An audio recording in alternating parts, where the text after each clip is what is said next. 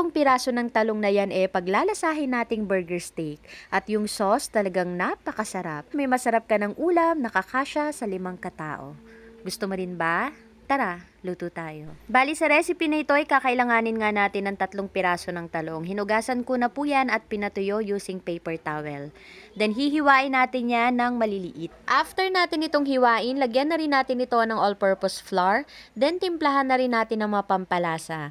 Paminta, asin, asukal, konting seasoning at isang itlog. At para maglasang beef itong ating ginagawang eggplant patty, maglalagay tayo dito ng kalahati ng beef cube. Nilagyan ko lang pala ito ng 1 teaspoon ng hot water at dinurog ko nga bago ko ilagay dito sa eggplant mixture. Haluin natin ito ng mabuti hanggang sa ma-well combine na lahat ng mga ingredients. At pag ganito na nga yung ating mixture, okay na po yan, ready na prituhin. Sa isang kawali, magpainit tayo ng mantika at pag mainit na nga, pwede na tayong magprito ng ating ginawang eggplant mixture.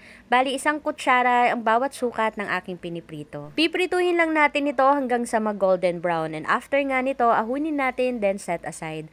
Next naman natin gagawin dito yung masarap na burger steak sauce.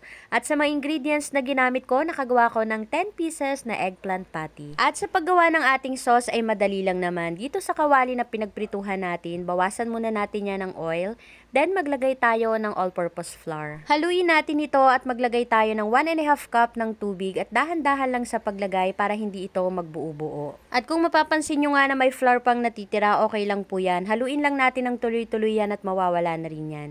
Then mag-add na tayo dito ng kalahati ng beef cube at timplahan na rin natin ito ng mga pampalasa. At para maganda naman yung kulay ng ating burger steak sauce, maglalagay ako dito ng 1 teaspoon ng soy sauce. Yung complete recipe po ng aking niluluto ay nasa dulo ng aking video. At pag ganito na nga yung consistency ng ating sauce, maglagay na tayo dito ng mushroom.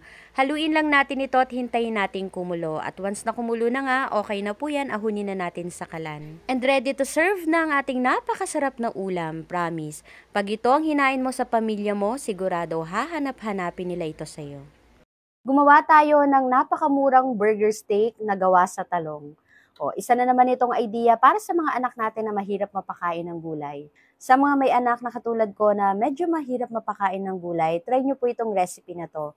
Kasi, sinasabi ko sa inyo, napakasarap at higit sa lahat, murang-mura lang ang magagastos. 'Di ba? Para na talaga siyang burger patty.